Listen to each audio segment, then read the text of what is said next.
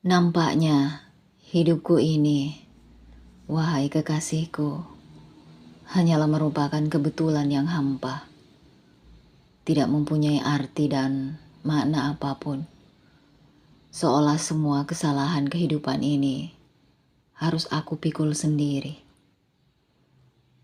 Betapa indahnya orang yang berjiwa mulia, yang menghormati dirinya sendiri dan menghargai semua orang.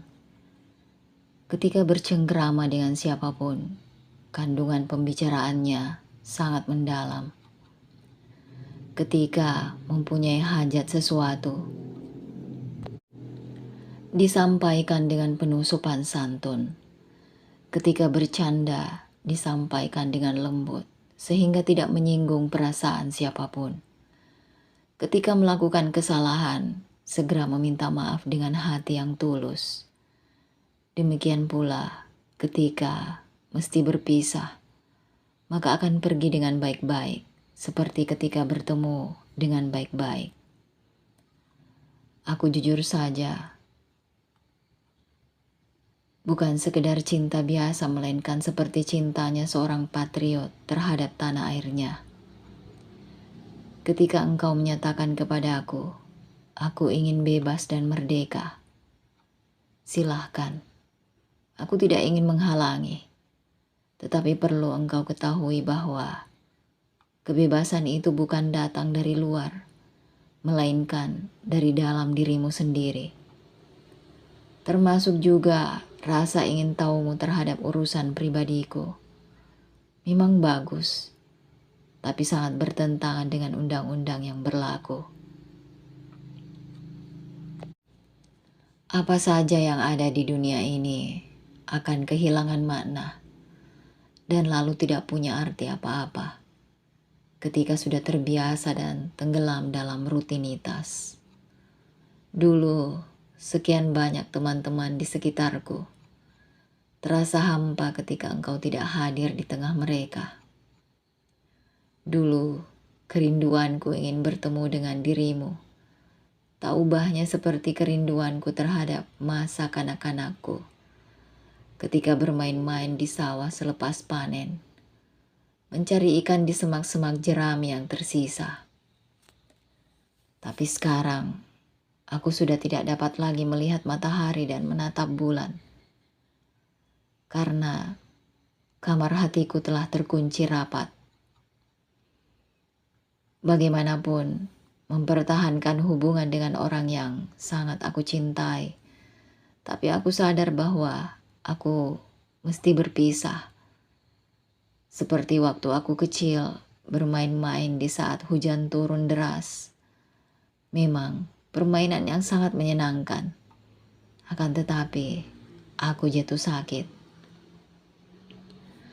Selama ini memang aku lebih memilih diam daripada aku harus berdebat dengan orang yang aku sadari betul, yang nanti akan memanfaatkan perbedaan pendapat sebagai alat untuk bertengkar. Keadaanku sekarang dibilang hidup tidak, sebaliknya dibilang mati juga tidak. Lagi pula sesungguhnya kematian itu tidak mesti ketika denyut nadi berhenti. Akan tetapi putus cinta, kehilangan harapan, kecewa, kejenuhan, termasuk gelapnya masa depan yang tidak punya kepastian adalah merupakan kematian. Mungkin dengan cara berusaha untuk melupakan adalah cara yang terbaik untuk melerai derita di hati. Waktu berlalu sangat cepat dan lampu Petromax semakin meredup. Akhirnya tetap saja tangisan dan ratapan tidak dapat menyelesaikan masalah. Aku mesti mengakui kesalahanku ketika aku beranggapan bahwa cinta adalah masa lalu saja. Tapi sekarang aku sudah mengerti bahwa cinta itu adalah persoalan masa depan juga. Dulu, sebelum kita mengambil keputusan untuk berpisah, engkau pernah bertanya kepadaku, apakah engkau mencintaiku? Lalu ku jawab, itu tidak ada artinya. Apa yang aku inginkan sekarang adalah menjaga jarak dengan siapapun. Karena aku ingin tidur lelap untuk melupakan segala penderitaanku.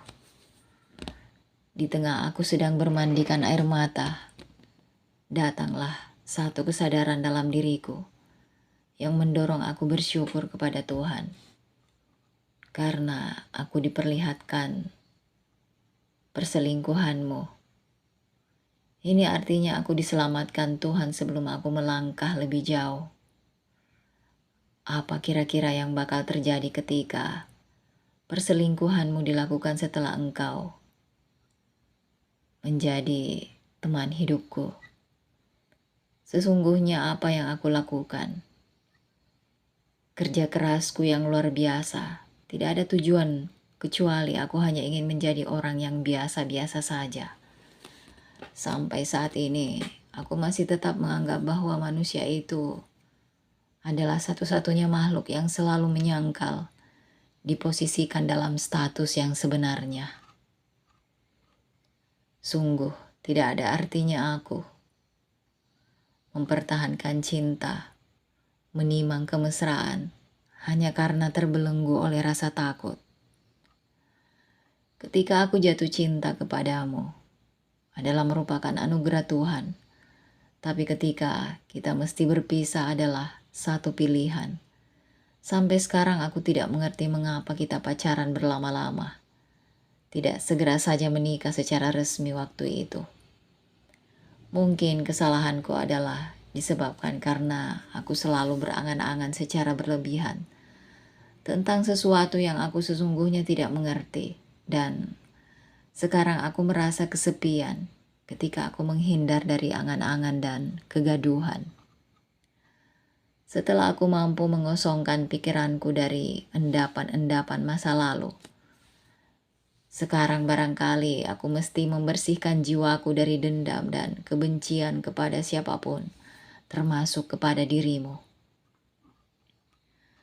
Selanjutnya, engkau juga harus mengerti perbedaan antara kemerdekaan berideologi dengan kemerdekaan hawa nafsu. Bila dilihat dari perspektif syariat akal sehat, tidak ada sesuatu yang dilakukan tanpa sebab. Ketika engkau bermesra lagi dengan kekasihmu yang dulu, pasti disebabkan adanya kesalahan. Pertama-tama yang kukoreksi adalah diriku sendiri. Mungkin ada kesalahanku.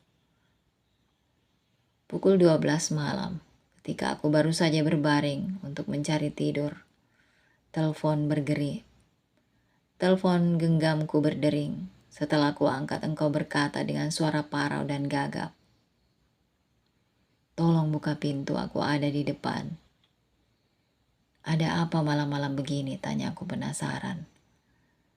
Beri aku kesempatan terakhir kali untuk menjelaskan. Demi Tuhan, aku bersumpah.